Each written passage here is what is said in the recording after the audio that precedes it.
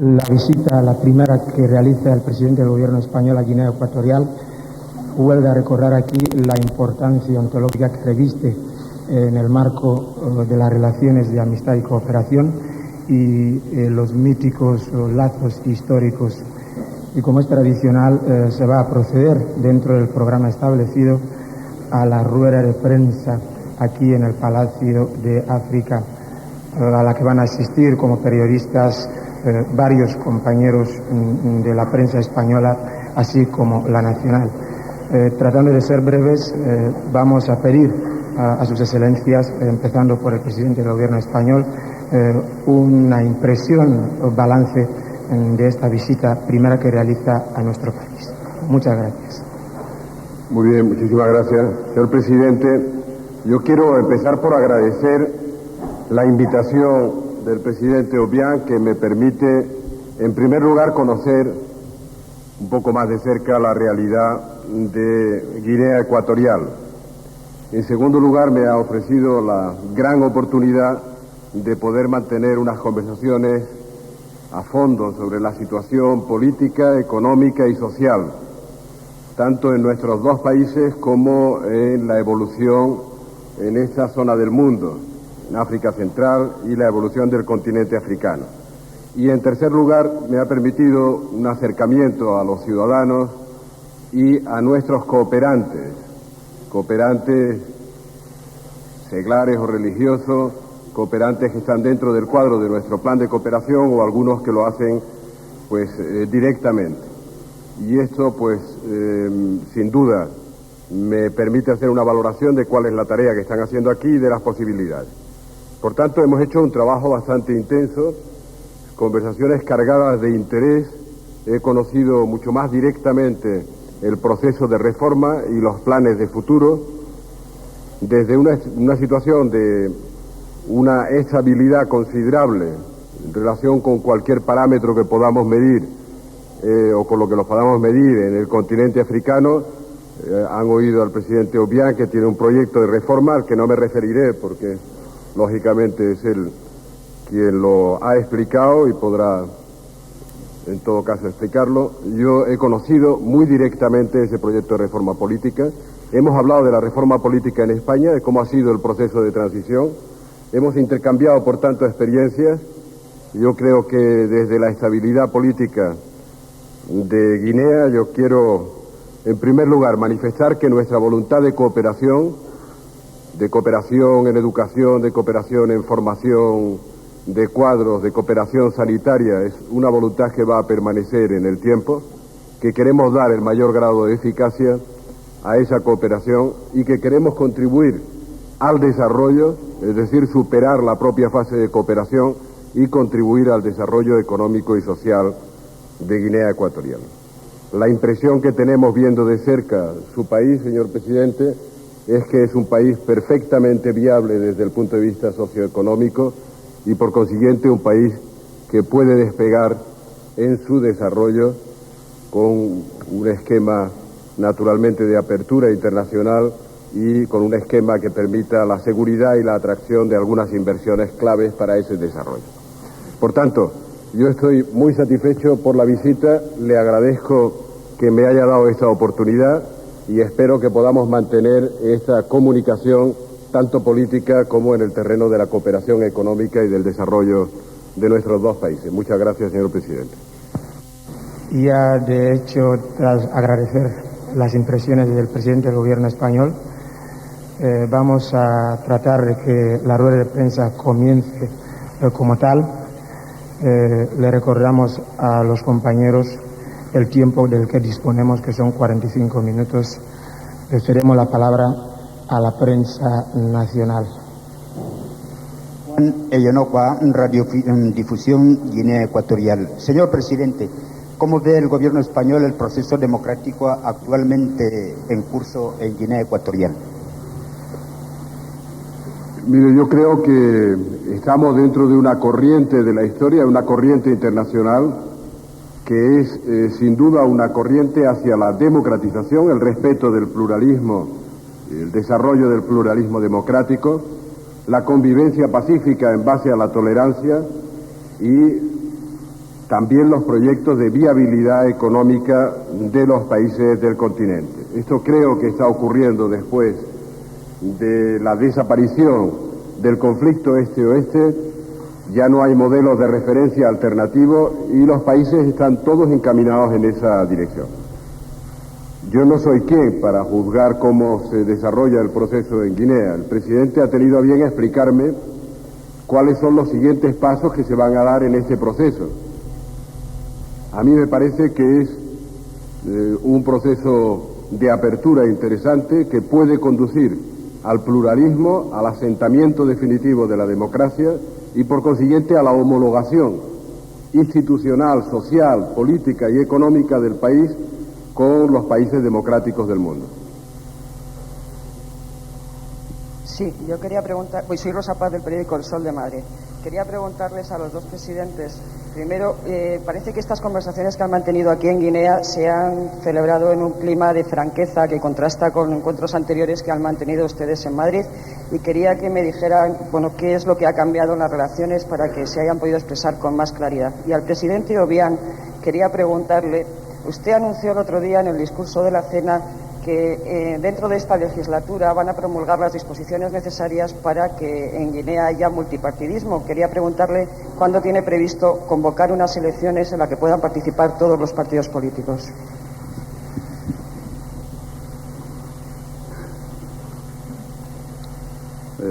Ante todo, quiero agradecer esta oportunidad que me brinda la prensa internacional y la nacional para hacer las declaraciones concernientes al proceso de democratización que estamos llevando a cabo en Guinea Ecuatorial. Desde un principio, mi gobierno nunca ha negado la participación de todas las fuerzas políticas del país al proceso de democratización. Por eso, en el país se está llevando a cabo unas reformas mediante un programa que hemos denominado el ensayo democrático, cuya materialización empezó desde el año 1982, cuando el pueblo de Guinea Ecuatorial aceptó la primera ley fundamental tras los 3 años del derrocamiento del régimen dictatorial que existía en el país. Desde entonces hemos venido llevando a cabo un proceso bastante acertado, teniendo en cuenta que en el pasado el pueblo no supo asimilar el proceso de democratización debido a las estructuras sociales. Cuando se habla de democracia africana, algunos observadores políticos europeos no conocen cuáles son las dificultades que enfrenta África en lo que respecta al proceso de democratización.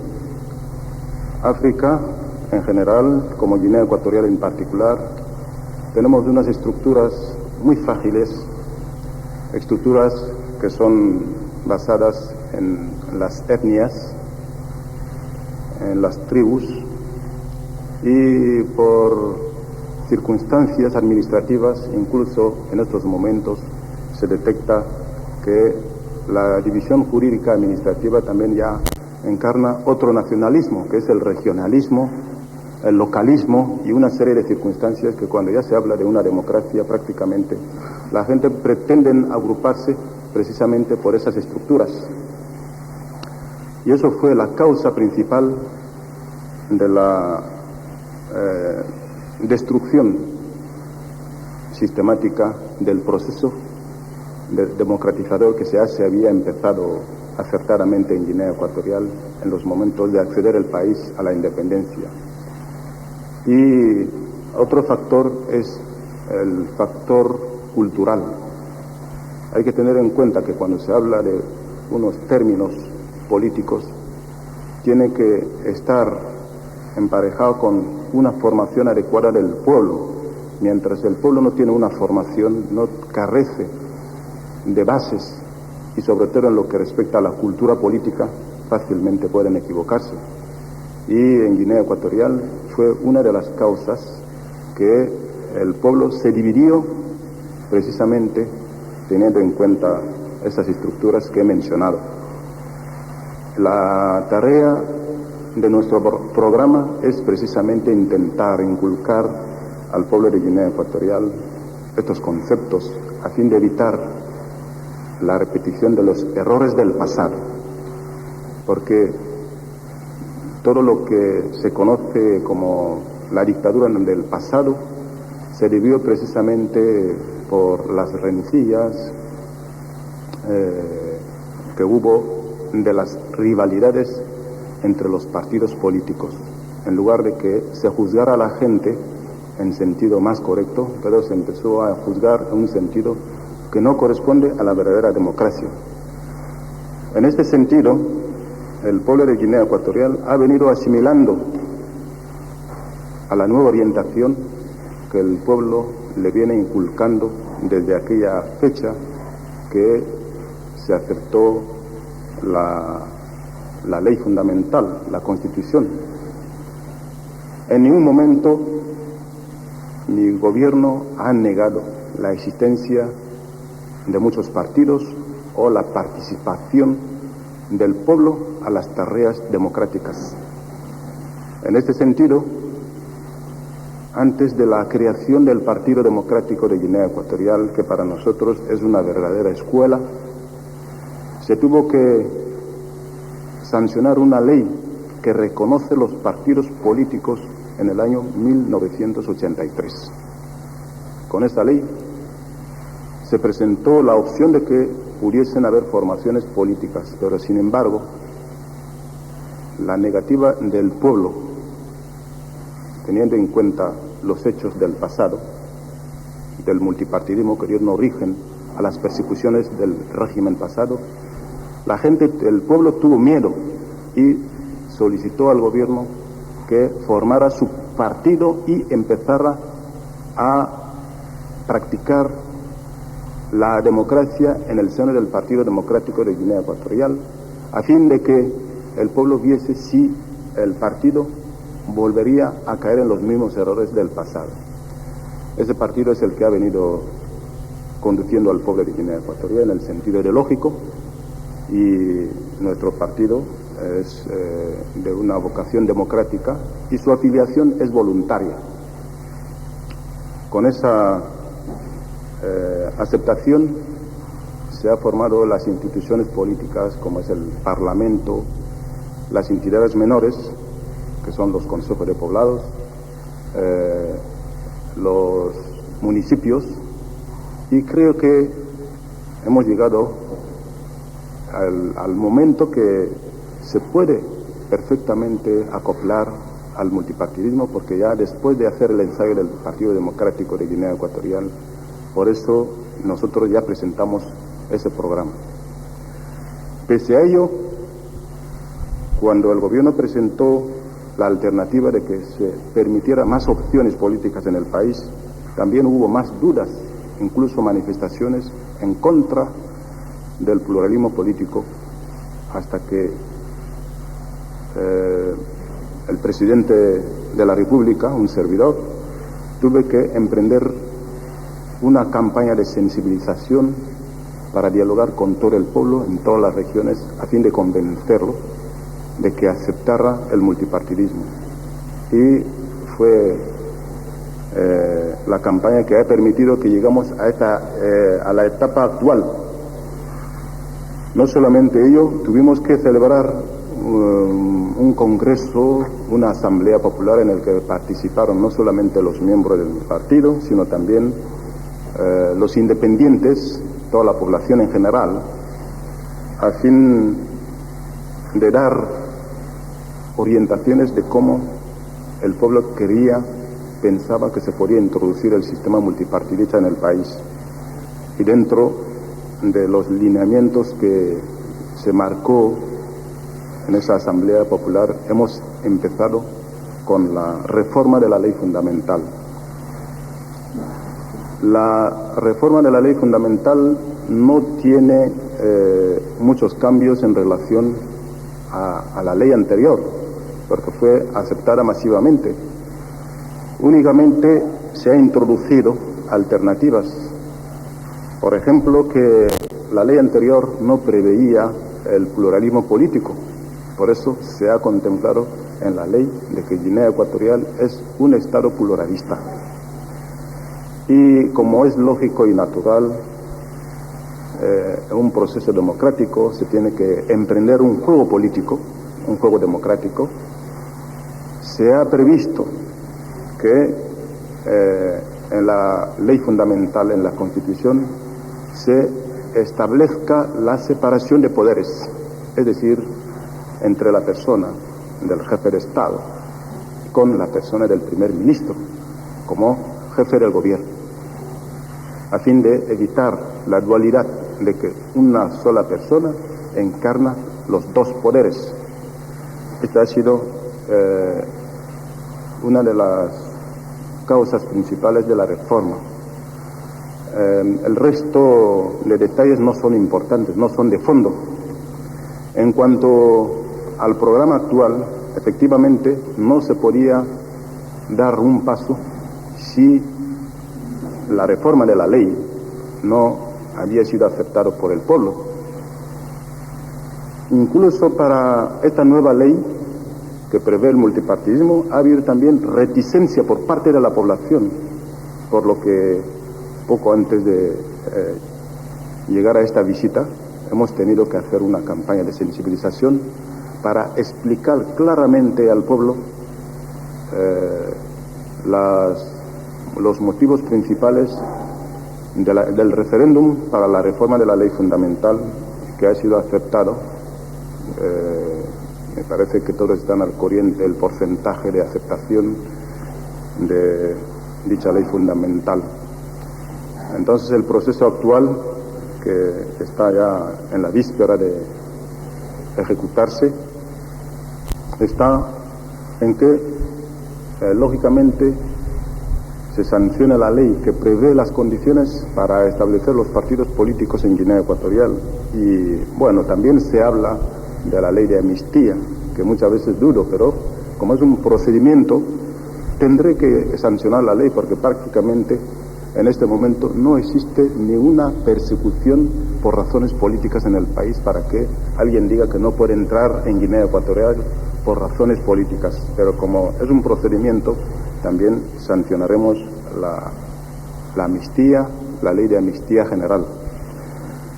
En cuanto a lo que respecta a las fechas, no creo que sea la persona más indicada para darlo, porque debería primeramente conocer cuáles son los líderes que quieren organizar los partidos en el país, a fin de que antes de que se dé un programa de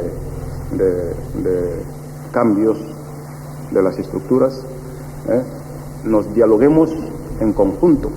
En este momento que se ha aprobada la ley, solamente me falta hacer una invitación general a todos los grupos opositores, tanto del exterior como el interior, a fin de que se identifiquen, porque prácticamente no hay para qué hablar ya de una oposición clandestina en este momento. Que se presenten y que organicen y que contacten con la población a fin de afiliar a la gente que quieren militar en sus respectivos partidos, y con esto, para no tener que dar un programa personal, porque incluso yo sé que ha habido crítica en lo que respecta a la reforma de la ley fundamental, en el sentido de que no hemos permitido la participación de los grupos de oposición. Y nosotros, pienso yo, que no podíamos frenar el desarrollo sin conocer exactamente cuáles son los grupos de oposición. De haber un grupo de oposición identificada, reconocida en el interior o existiendo en el interior, hubiésemos naturalmente invitado a estos señores para que participaran en la mesa con nosotros en el estudio de la reforma de la ley fundamental. Pero sin embargo, esa ley ha sido estudiada por unos prestigiosos cuadros técnicos intelectuales que hoy día confiamos en el país, que no tienen ninguna afinidad con el presidente. La reforma se vio en el Consejo de Ministros, no se hizo no se presentó ninguna gestión, y luego fue presentada a la Cámara de Representantes del Pueblo. Prácticamente hay también una polémica que debo aclarar, porque también por los círculos periodísticos se ha estado criticando en lo que respecta a un artículo adicional que la Cámara de Representantes ha solicitado que se inserte en la ley fundamental, que es lo que respecta a la inmunidad de la persona del presidente en este momento. No ha sido la iniciativa del presidente, porque la reforma de principio fue estudiada por los técnicos y no se contemplaba tal condiciones. En el Consejo de Ministros tampoco se contempló esa condición, pero sin embargo los representantes del pueblo, creo que tenemos que confiar las razones de ellos, creyeron que el paso que mi gobierno ha dado hacia la democratización es muy importante, por lo que, como en este momento me consideran como una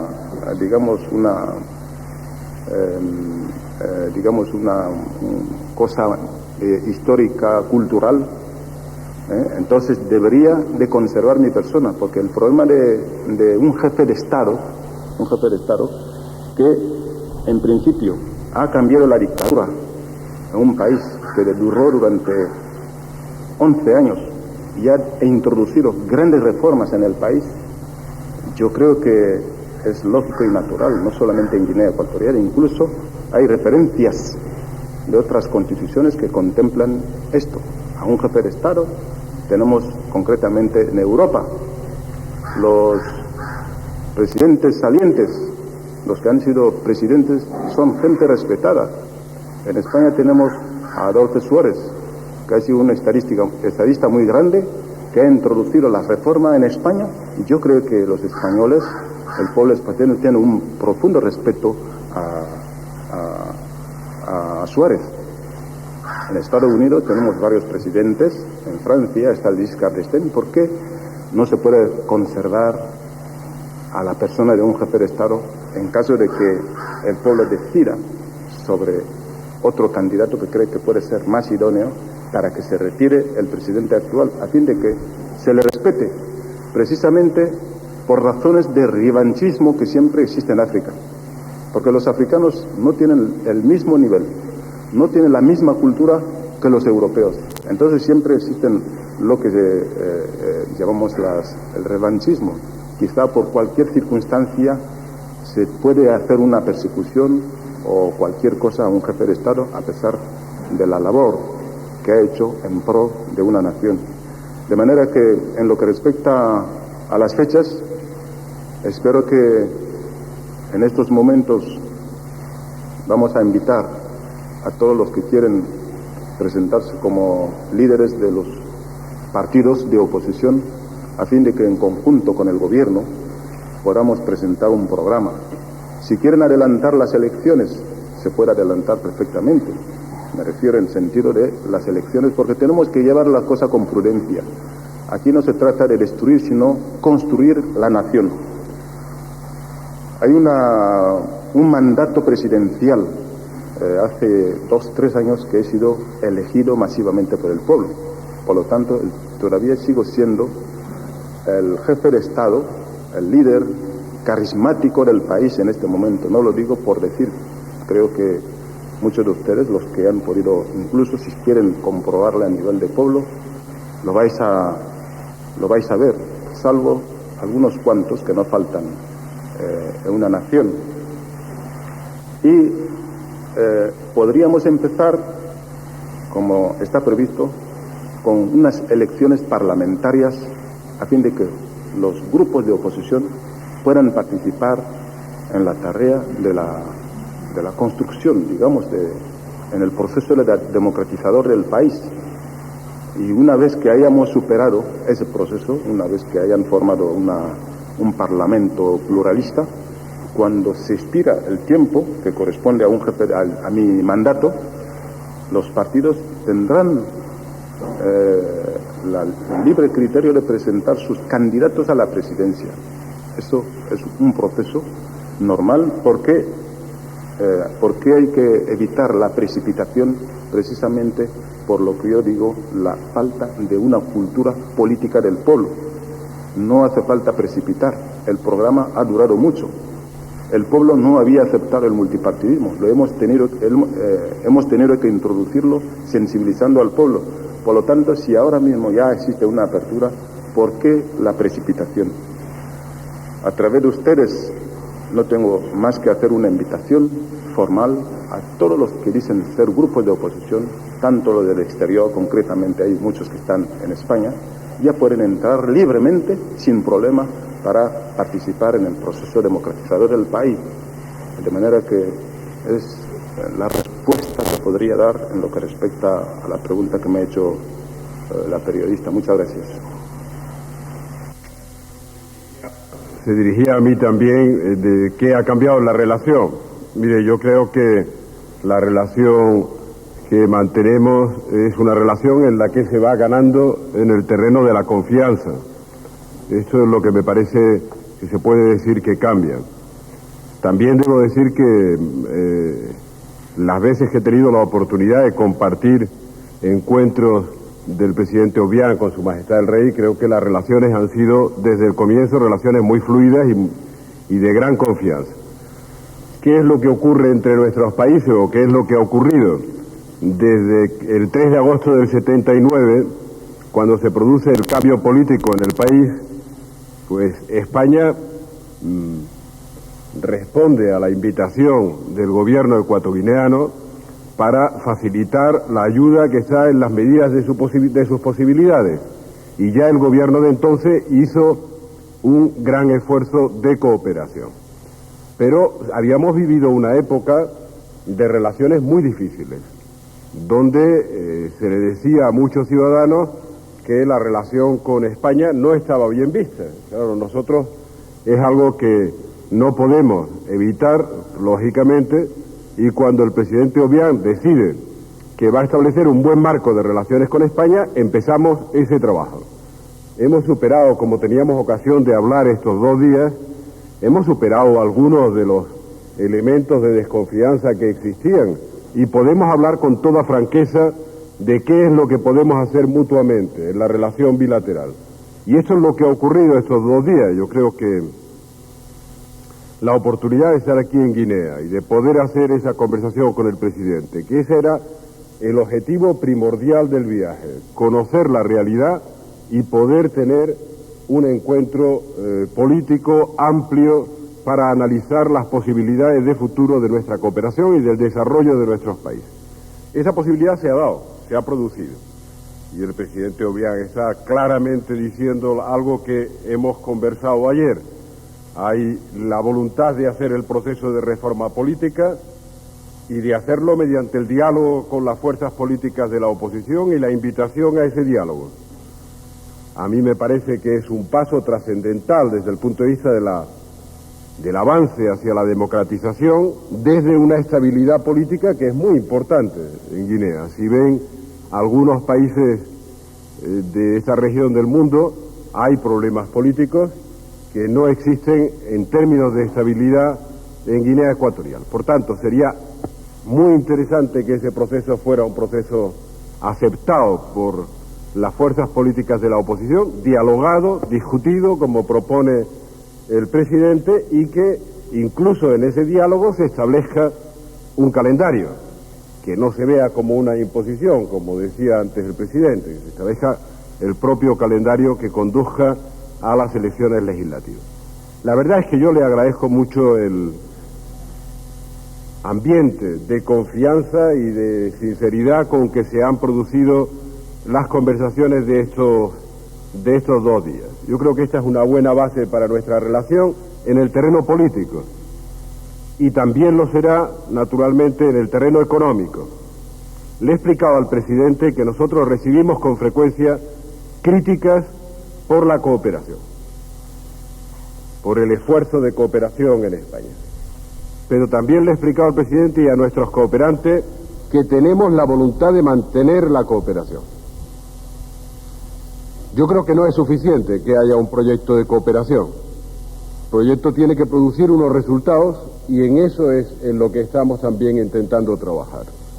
La mejor cooperación es que haya buenos flujos de inversión y un buen desarrollo económico y social. Eso no se consigue solo con los planes de ayuda educativa o sanitaria, como es natural. Se consigue creando un clima de confianza, un clima de seguridad en las reglas del juego jurídico para ciudadanos y grupos de inversión. Y hemos hablado ampliamente de ese marco que también podría estar en el área de la cooperación entre nuestros dos gobiernos y nuestros dos países.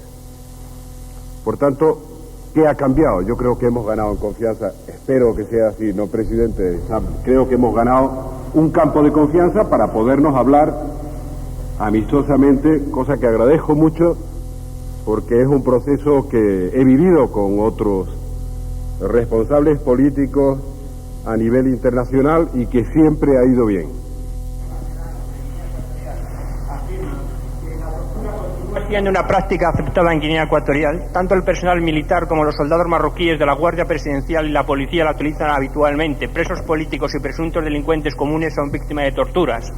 Yo querría saber, por favor, qué le parece a usted este informe de Amnistía Internacional donde se dice que usted no ha respondido a las alegaciones que ellos han hecho y si usted piensa desprenderse pronto de la Guardia Personal marroquí. Al presidente González querría preguntar si esa voluntad de cooperación está ligada o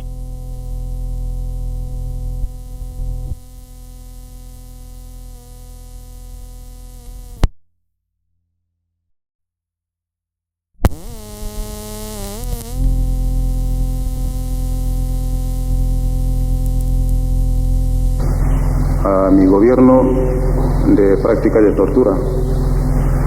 Eso lo desmentimos categóricamente, incluso hemos enviado una nota de protesta a las Naciones Unidas sobre esa acusación falsa, porque están los representantes de las Naciones Unidas en Guinea Ecuatorial y ellos no pueden probar en absoluto tales torturas.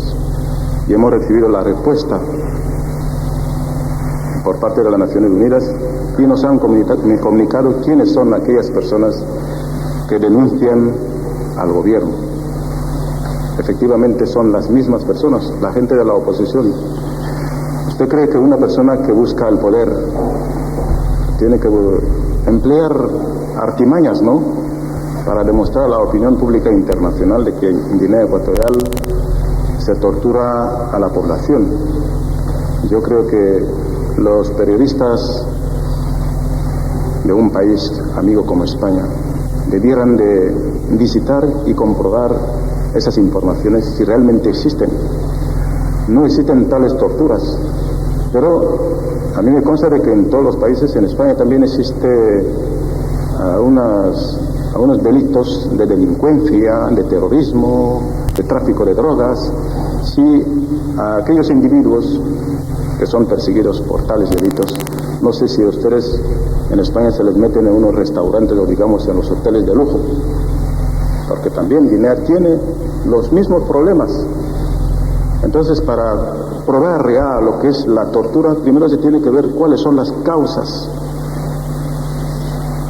Se habla de la policía tiene su mecanismo, pero sin embargo me consta de que desde que nosotros estoy llevando el poder, no ha habido tales torturas, no ha habido ni asesinatos, no ha habido nada de esto. Pero es lógico y natural que muchas veces los métodos policíacos no son iguales. Posiblemente un policía puede intentar emplear un poco de violencia para interrogar a los delincuentes, pero no puede considerar esto como una tortura en sentido político con que pueden acusar a un gobierno. En lo que respecta a la Guardia Marroquí, la Guardia Marroquí es una fuerza de seguridad personal. Solamente se dedica a la protección personal del presidente de la República. ¿Y por qué tengo a la fuerza marroquí? Precisamente por la desconfianza del entorno de mi seguridad. Le voy a dar un ejemplo muy concreto. En la prensa ha habido mucha polémica por la detención del sargento Meco, que hace poco hemos puesto en libertad. Pero el sargento Meco fue uno de los conspiradores contra el proceso democratizador que iniciamos en el año 1982, cuando determinamos replegar a los militares a los cuarteles para dar el paso del gobierno hacia los civiles. Entonces hubo una conspiración contra el gobierno y uno de los participantes fue precisamente el sargento Meco. Ahora le voy a decir, sargento Meco era un sargento electricista destinado en el Palacio Presidencial, que me veía todos los días y es el que llevaba todo el control de la seguridad. Y se puso en contacto con los conspiradores para derrocar mi gobierno. Y a la vista de esa desconfianza, yo creo que la única forma para que se pueda llevar muy bien el proceso, como lo estoy deseando, es contar con una fuerza que no tenga intereses políticos en Guinea Ecuatorial. Ahora estamos para dar otro paso, que puede dar lugar a unos cambios profundos. Hasta incluso el presidente puede dejar de ocupar la silla que lleva ahora mismo, pero no cabe duda de que pueden haber un grupo receloso de los cambios que intentamos introducir hacia la democracia, y puede haber un cambio. Eso sería francamente la destrucción del programa que hemos establecido. Entonces, ¿qué es lo que pensaría en este sentido los países amigos, la misma prensa internacional, de que cuando en Guinea Ecuatorial se ha aperturado el país hacia el sistema democrático racional y ordenado y que se produzca, por ejemplo, un golpe de Estado? Yo creo que sería un desaliento para todos. Precisamente la fuerza, la Guardia Marroquí, como la llama usted, no es una fuerza que interviene ni policialmente ni en las acciones de la Fuerza Armada. Por cualquier circunstancia, incluso cuando ha habido alguna tentativa, nunca la Fuerza Marroquí se ha metido en las acciones para llevar la investigación. Está únicamente para mi protección personal. Cuando salgo, en cualquier circunstancia, si tenga necesidad de una reacción, invito a la Fuerza Marroquí. Y la Fuerza Marroquí se encuentra recluida en sus cuarteles. De manera que la Fuerza Marroquí no participa en nada en los problemas ni policiales ni militares de Guinea Ecuatorial. Reitero una vez más que el documento este ha sido descartado por las Naciones Unidas. Pero como se ha editado y circula por todas partes, pero ya existe precisamente esa mala impresión contra mi gobierno de que hay torturas. Prácticamente en Guinea Ecuatorial no se conoce nada de torturas. En cuanto a la cooperación y la vinculación posible de la cooperación a procesos de cambio, yo me gustaría ser completamente claro al respecto.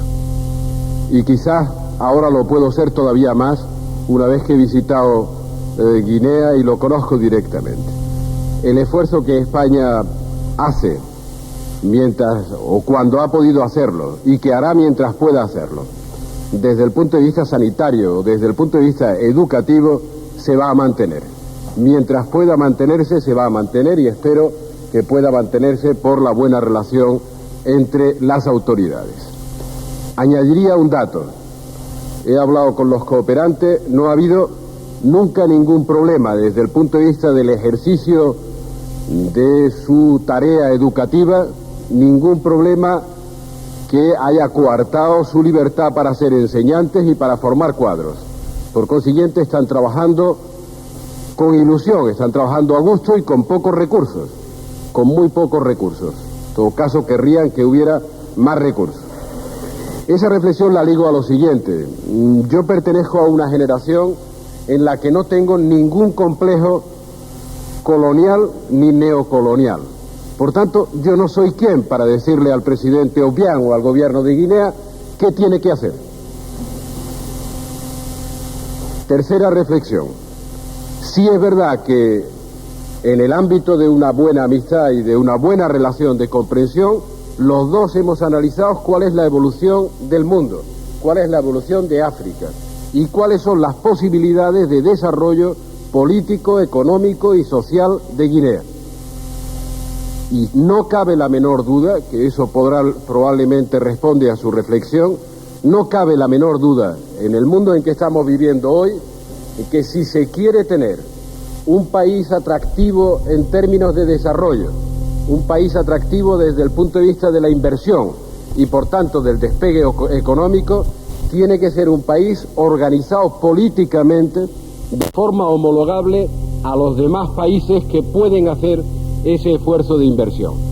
Es decir, es verdad que empresarios particulares o gobiernos difícilmente harán algo distinto de la cooperación educativa, humanitaria o cooperación en el terreno sanitario, algo diferente si no se encuentran con unas reglas de juego que sean reglas de juego homologables. Ha sido el presidente el que me citó hace 2 días cuando llegué el ejemplo claro. Si jugamos al fútbol tenemos que saber que las reglas son iguales para todos. Y por consiguiente tenemos que saber cuándo estamos fuera de juego y cuándo estamos en condiciones de marcar goles legales. Por consiguiente tenemos que homologar las reglas de juego institucional entre todos nosotros. Eso me ha explicado el presidente, que es su proyecto y que lo quiere hacer en diálogo con la oposición. Yo nunca caeré en la tentación, repito, de dar una imagen de España que sea una imagen neocolonial o colonial. No estoy dispuesto a ello. Desde la amistad y desde la cooperación quiero decir que a España le interesa la estabilidad y el desarrollo democrático y social de Guinea. Le interesa a España. Pero no le interesa porque tenga ningún afán especial. Nosotros no queremos hacer ninguna operación, repito, que dé imágenes de esa naturaleza. Y esto tiene que quedar claro. Repito, si me preguntan si voy a seguir ayudando a los cooperantes seglares o a los cooperantes religiosos que tenemos en el interior del continente a que mantengan su actividad sanitaria o educativa, les digo sí, mientras podamos hacerlo en cooperación con el gobierno de Guinea. Y procurando ser cada vez más eficaces, también lo añado. Porque no creo que la vocación tenga que ser cooperación para siempre. Por tanto, sí estamos dispuestos a hacerlo. Y a cada uno de los cooperantes con los que hablo, sean los que sean, están dispuestos a hacerlo y quieren permanecer y trabajar. Entre otras cosas, yo les doy las gracias por el enorme esfuerzo que supone, desde el punto de vista humano, esa entrega y ese sacrificio que no tiene contraprestación en términos económicos. Por tanto, distingo, ¿verdad? Claramente, separo claramente. Si hay que seguir ayudando sanitariamente a la población infantil o juvenil de este país, lo vamos a seguir haciendo siempre que nos lo consientan las autoridades guineanas y nos podamos desenvolver en un barco de una razonable eficacia y de una razonable seguridad. Lo que sería imposible de plantear para un país como España, que tiene su vínculo histórico con este país.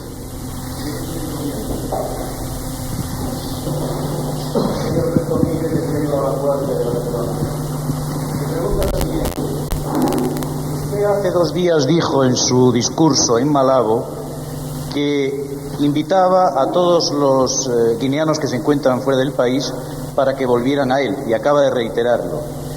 Hace una semana exactamente, un líder de la oposición guineana en el exilio ha tenido todas las dificultades para venir al país que usted preside y no ha podido finalmente entrar en él porque se lo impidió la embajada de Guinea Ecuatorial en Madrid. ¿No le parece a usted un tanto contradictorio esta prohibición con la imagen que usted intenta darnos de un país abierto a todos los ciudadanos del país? Muchas gracias. La pregunta, más que unos días, yo creo que hace, si mal no recuerdo, unos meses, que la prensa ABC, me parece el periódico ABC, publicó que el presidente había dado órdenes a la embajada de no extender el visado a uno de los líderes de la oposición. Entonces yo me pregunto si en España el presidente del gobierno español es el que tiene que dar autorizaciones a todas las embajadas para permitir la entrada de cualquier súbdito extranjero o nacional posiblemente sospechoso de que entre en España. Yo creo que aquello me parece contradictorio, porque el presidente no tiene nada que intervenir en los asuntos de los visados. El líder, que sé que ha hecho tales manifestaciones, un tal Severo Moto, sin embargo, hace unos cuantos años, Severo Moto hizo acto de presencia en Guinea Ecuatorial y no estaba previsto de ningún documento de pasaporte. Vino con me parece, con un salvoconducto, con un documento que no es el pasaporte. Y en el aeropuerto no se le dio ningún impedimento, ni una dificultad, y permaneció en Guinea Ecuatorial durante cerca de 2 meses y regresó a España sin problema. Si él intenta venir, yo creo que puede hacerlo libremente. Sin embargo, debido a tales publicaciones, he hecho pesquisas a través del personal diplomático de la embajada, y el problema no está precisamente en el visado.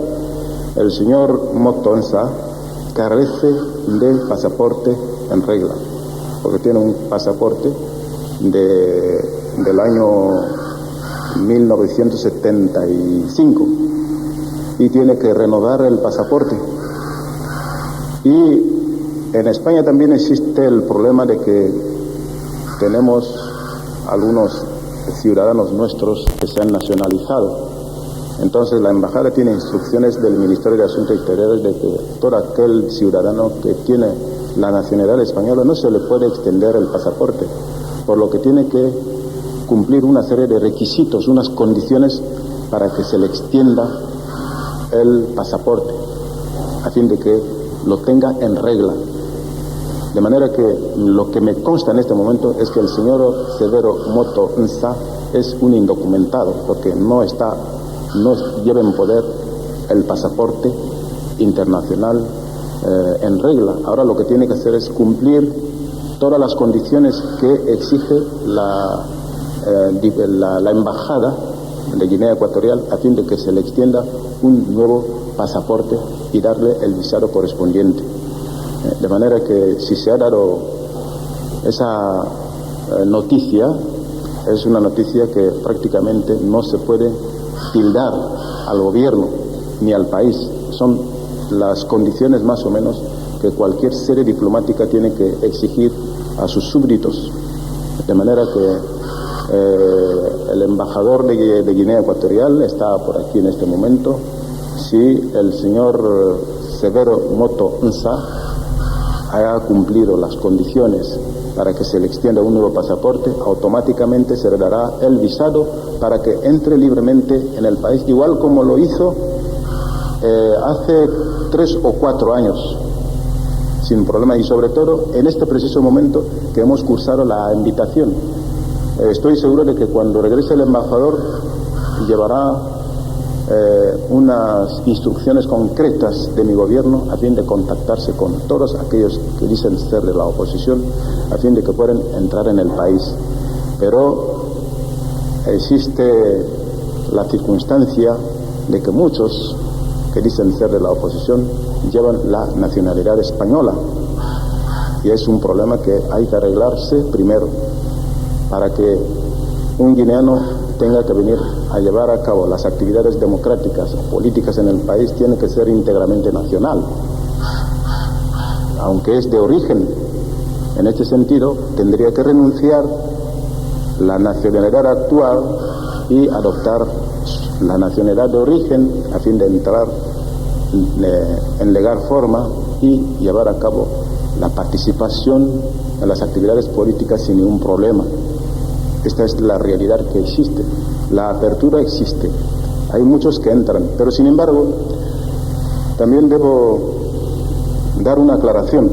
Me consta que muchos ciudadanos de este país que se encuentran no solamente en España, sino en muchos países europeos, no están aunque a veces se manifiestan razones políticas, pero no están enteramente por razones políticas, sino que son gentes que ya están asentados, son profesionales, tienen mejores salarios, tienen mejores medios de vida, y teniendo en cuenta la situación de nuestro país, porque el salario que percibe el técnico en Guinea Ecuatorial es prácticamente muy bajo, y estos señores saben que en el momento que entren en el país se enfrentarían con las dificultades económicas como las que nosotros enfrentamos dignamente.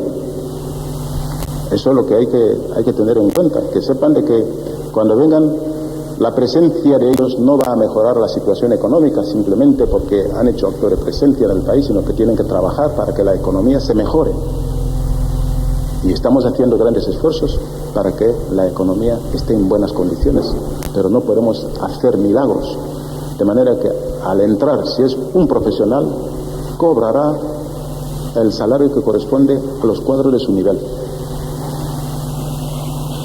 Sin tener que romper. Vos tienes la ventaja de estar a la sombra y nosotros al sol. Claro. Está dando duro aquí. Me parece que me están castigando. Si me permiten, voy a recordar a los compañeros dos incisos. El primero, que utilicen el micrófono inalámbrico a efectos de grabación, y segundo, que se identifiquen. Muchas gracias.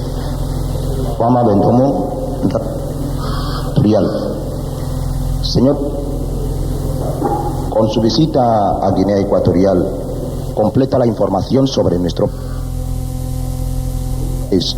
¿El gobierno español está satisfecho con el nivel de desarrollo de Guinea Ecuatorial, único país de habla hispana? Gracias. No, claro, el gobierno español no podría expresarse en términos de satisfacción o insatisfacción por el nivel de desarrollo del país. Yo creo que el nivel de desarrollo del país, de Guinea Ecuatorial, pero es la observación de un amigo, ni siquiera de un responsable del gobierno, está muy lejos de sus posibilidades, muy lejos de su posibilidad. Yo creo que Guinea Ecuatorial es un país con mucha capacidad de desarrollo, que podría tener una de las rentas por habitante más altas del continente africano, y por consiguiente nadie puede decir, si se siente ligado o amigo de Guinea, que está satisfecho con el nivel de desarrollo. Queda muchísimo camino por hacer. Tiene la enorme ventaja de ser un país estable, puede avanzar, como dice el presidente Obiang, muy rápidamente en un proceso de democratización y de estabilidad pluralista por consiguiente, y es un país que con su población, su territorio y su riqueza puede desarrollarse económicamente mucho más. Yo tengo una convicción personal que repito muchas veces: el desarrollo de un país depende de la buena utilización de su capital humano, no solo de sus recursos naturales. Depende por consiguiente de la juventud, de la ciudadanía de Guinea Ecuatorial, en particular de los jóvenes, de los chicos y de las chicas que tienen en su mano el futuro de este país. Solo con un esfuerzo de educación y de trabajo se hace. España hace un esfuerzo de cooperación. Yo creo que es insuficiente. Siendo el más importante que hacemos con cualquier país del mundo, el más importante probablemente que recibe Guinea de cualquier país del mundo, pero yo creo que es insuficiente. Esto no resuelve el problema del desarrollo, sin duda. Hacen falta esfuerzos nacionales, inversiones de capital, hace falta muchas más cosas. Pero el país es, lo que decimos ahora, muy viable desde el punto de vista del desarrollo económico y social. Felipe Sonocroner, de la televisión Guinea Ecuatorial. Guinea Ecuatorial constituye el único foco de radiación cultural hispánica en el corazón del África negra. ¿En qué medida el gobierno español está dispuesto a reforzar o a potenciar los medios de comunicación social, radio y televisión, cuando en nuestro entorno la comunidad francófona se refuerza con la francofonía y con el intercambio de programas culturales, incluso vía satélite, entre Francia y la comunidad africana? Bueno, vamos a ver, no es el último sino el único. Es el único, no es el último foco de irradiación cultural Nosotros compartimos una cultura con Guinea, compartimos una lengua. Naturalmente queremos que esa lengua y esa cultura se preserve, porque también me parece que es un capital del propio pueblo guineano, y así lo hemos conversado y se ha expresado muchas veces el presidente Obiang en ese sentido. Dentro de la cooperación queremos que eso se potencie, naturalmente, se preserve y se potencie. Durante esta visita hemos decidido que haya una mejora en el medio en el que usted trabaja, y hemos decidido que vean todos los guineanos, quizás además traspase las fronteras, que vean la televisión. Por tanto, se va a hacer la instalación adecuada en este territorio para que llegue a todos los rincones del país. Pero quiero repetir una vez más, esta visita era una visita de trabajo, fundamentalmente de aproximación política y de conocimiento. Tenemos un plan de cooperación funcionando, no era para la realización de nuevos planes, está funcionando el que está. Sin embargo, creo que satisfago su curiosidad o su pregunta diciéndole que creo que el repetidor que se va a instalar aquí permitirá que la señal de televisión llegue a todos los rincones del país, y ese es un buen instrumento de preservación cultural, no solo cultural desde el punto de vista de lo hispánico, también de cultural desde el punto de vista de la cultura de su país. Soy Marga Sánchez. Preguntar al presidente Obiang si después de haberse celebrado el referendo en el que el 99% de la población ha votado afirmativamente, va a haber algún cambio en el gabinete ministerial, y para cuándo sería el nombramiento del nuevo primer ministro. Gracias. Bueno, es una pregunta bastante complicada, porque están aquí los ministros del gobierno actual, eso es para ponerles un poco nerviosos. Efectivamente, me parece que después de haber aceptado la reforma de la ley fundamental, se tiene que montar un nuevo gobierno que llamaríamos gobierno de transición, porque el primer ministro que va a ser nombrado oportunamente, que todavía no sabemos quién caerá esa responsabilidad sobre la dirección del gobierno, tendrá que designar su equipo e introducir precisamente la apertura y las reformas políticas previstas en el programa, porque es el que va a llevar esa gran responsabilidad. De manera que va a haber un cambio del gobierno, porque vamos a montar un gobierno de transición, un gobierno que va a permitir las demás opciones políticas, a fin de que en el momento oportuno, cuando lo determinen los grupos opositores, el calendario que se establezca, serán los que tengan que conducir al gobierno hasta las próximas elecciones parlamentarias, de manera que habrá un cambio. Presidente, creemos que ya ha llegado el momento de ponerle broche. ¿Una última pregunta, pequeñita? Sí, como estamos en un ambiente, si los presidentes permiten. Gracias. Sí, presidente Obiang, yo le quería preguntar a usted si está satisfecho globalmente con la cooperación española, porque el segundo plan marco para llevarse a cabo necesita 12.000 millones de pesetas, y creo que en el mejor de los casos los recursos que finalmente movilizará serán de 8.000 millones de pesetas, es decir, faltan 4.000 millones. Y al presidente González le quería preguntar si, como nos explicó ayer la ministra Rosa Conde, usted se ha mostrado dispuesto, ha anunciado al presidente Obiang que tenía la intención de mantener en Madrid algún contacto con dirigentes representativos de la oposición guineana. Muchas gracias.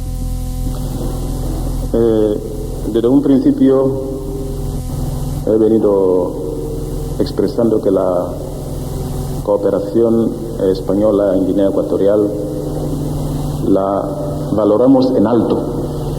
Es la cooperación más generosa, porque ocupa sectores vitales de la vida social del país, como es el sector de la educación, la sanidad, la agricultura y otros sectores.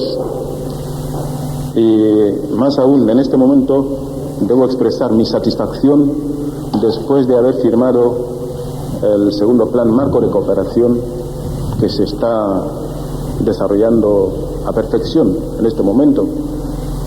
Aunque en el pasado hubo polémica en la forma de materializar el primer plan marco de cooperación, porque hubo vicios que no se puede tildar la responsabilidad a ambos gobiernos, sino posiblemente los intermediarios. Pero es lógico y natural de que toda obra humana tenga sus deficiencias, pero sin embargo, dentro de lo que cabe, siempre la cooperación española ha sido la más generosa, la más alta entre todas las demás cooperaciones, por lo que a lo que a mí respecta, nunca he considerado la cooperación española insatisfecha. Al contrario, siempre la valoro en alto. De manera que yo estoy muy satisfecho en este momento, después de la firma del segundo plan marco de cooperación, porque se está viendo en este momento los efectos correspondientes. Añadiría algo que me corresponde quizás más a mí que al propio presidente sobre el plan marco. Efectivamente, nosotros tenemos problemas de ajuste presupuestario, pero la voluntad también la tenemos de cumplir los objetivos de ese plan marco de cooperación, a pesar de que haya dificultades presupuestarias coyunturales. Por tanto, quizás era la pregunta más para mí que para el propio presidente, y yo la completo su respuesta añadiendo eso. En segundo lugar, independientemente de la información que haya recibido en los términos en que expresa la segunda pregunta, quiero decirle que como es falso que haya visto a la oposición o a los miembros de la oposición guineana en los días pasados, en las semanas pasadas, de la misma manera que eso es falso, sí es cierto que estoy dispuesto a hablar con ellos, y así se lo he expresado al presidente, en las semanas siguientes. Pero claro, al mismo tiempo que uno afirma algo que puede llegar a ser verdad, tiene que decir que lo que se ha dicho hasta ahora era sencillamente mentira. Muchísimas gracias. Redundando un poco más en el aspecto económico, parece que la piedra angular en nuestra conversación de hoy. Que era la penúltima. Sí, hay una pregunta importantísima para nosotros, para que no nos quede en la agenda. El programa financiero del segundo plan marco hispano-guineano prevé la creación en Guinea Ecuatorial de un banco español. Nosotros queremos saber, y esto es para incentivar exactamente la inversión privada en Guinea Ecuatorial, si más o menos se puede saber exactamente si dicho plan marco se ha experimentado algún avance, algo por el estilo, por parte del gobierno guineano. Repito algo que ya dije antes. Lo que afecta al establecimiento de entidades financieras o de flujos de inversión no dependen de la actuación del gobierno. Queremos crear, y hemos hablado de eso, las condiciones jurídicas, los acuerdos de doble imposición, de garantías de inversión.